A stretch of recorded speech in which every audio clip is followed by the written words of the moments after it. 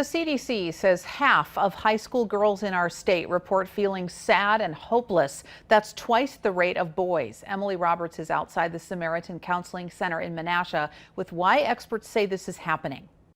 Pressure, especially with body image. Samaritan believes social media impacts girls' sense of value and worth. Some alarming numbers here. The CDC says a quarter of Wisconsin girls have considered dying by suicide.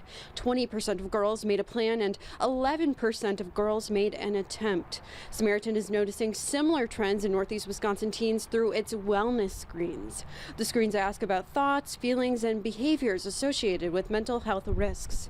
Samaritan does not diagnose or treat concerns, but helps students and families think about mental health and their next steps to treatment. This type of screening isn't any different than the other types of screening that people are recommended to do, right? This is life-saving measures to try to identify things as early as possible. Right now, Samaritan is working on a new pilot program.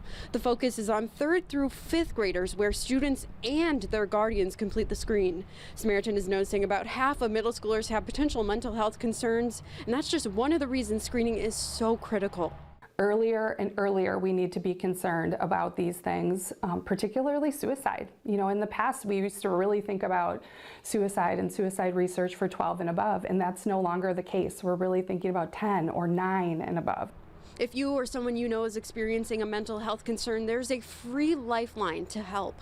The number is 988. You can see it on your screen right now. And if you call that number, you'll be connected with a licensed counselor. In Menasha, Emily Roberts, Action 2 News.